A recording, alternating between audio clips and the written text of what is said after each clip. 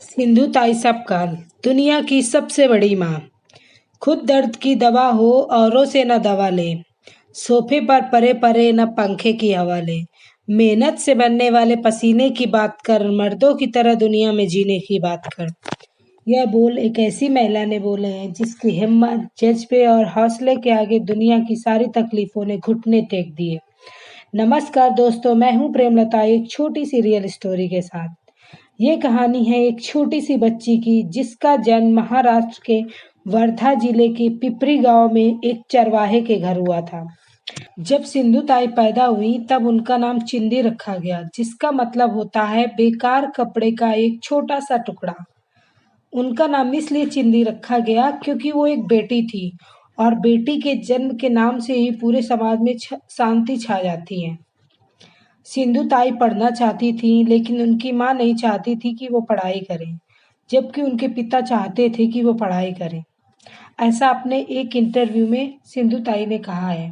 वो कहती हैं कि जब मैं भैंस चराने जाती थी, जब भैंसें पानी में चली जाती थी, उसी समय मैं स्कूल जाती थी। इस वजह से वह कक्षा 4 तक ही पढ़ पाई। जब सिंधु ताई 10 साल की हुई तब एक अधेड़ उम्र के व्यक्ति के साथ उनकी शादी करवा दी गई। वो उन्हें मारता, पीटता और घर के सारे काम करवाता था। 20 साल की उम्र में उनके 3 बच्चे थे और चौथे बच्चे की माँ बनने वाली थी। उसी समय गांव में वन विभाग के खिलाफ एक आंदोलन छिड़ा हुआ था। सिंधु ताई की मांग थी कि वन विभाग वाले जो गोबर हम गांव वाले से उठवाते हैं, उसकी मजदूरी हमें मिलनी चाहिए। यह मांग जब कलेक्टर ऑफिस तक पहुंची तो उन्होंने उसे जायज करार दिया, जिसमें सिंधु ताई की जीत हुई। गांव के लोग बहुत खुश थे, लेकिन एक साहूकार सिंधु ताई की इस जीत को अपना अपमान समझने लगा और बदला लेने की सोचने लगा।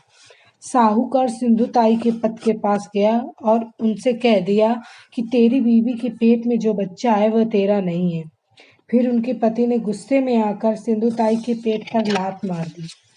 लात लगने से वो बेहोश होकर गिर पड़ी और उनके पति ने बेहोशी हालत में सिंधु ताई को गायों के झुंड के बीच में तबेले में छोड़ दिया और सारी गायों को छोड़ दिया, जिससे सिंधु ताई और बच्चा दोनों मर जाएं। बेहोशी हालत में बच्ची का जन्म हो गया। जब होश आया तो बच्ची को उठाया और रोते हुए अपने सीने से लगा लिया। बच्ची की गर्भनाल को 16 बार पत्थर मार कर काटा था, ऐसा बताती है सिंधु ताई। उसके बाद सिंधु ताई अपनी बच्ची को लेकर अपनी माँ के यहाँ पैदल निकल पड़े, लेकिन उनकी माँ को तरस नहीं आया और उन्होंने अंदर आने से मना कर दिया। कुछ समझ नहीं आ रहा था कि क्या करें वो, तो वह शमशान घाट में रहने लगी। वहां जलती हुई चिता के ऊपर रोटियां सेक कर खाया करती थी।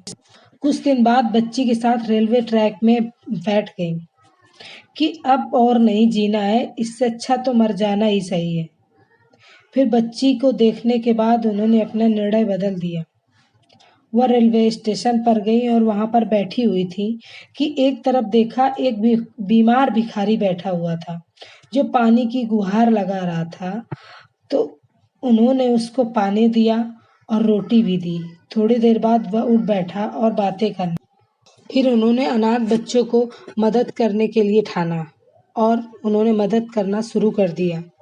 उन बच्चों की देखभाल करने के लिए रेलवे स्टेशन पर गाना गाया करती, मंदिरों में जाती, भीख मांगती थी और उससे जो पैसे मिलते थे उससे अनाथ बच्चों की परवरिश शुरू कर दिया और धीरे धीरे बच्चों की पढ़ाई लिखाई, शादी ब्याह का खर्च भी उठाने लगे।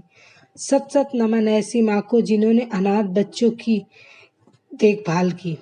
इस तरह इन्होंने अपने दुखमय जीवन को एक अच्छे जीवन में बदल दिया।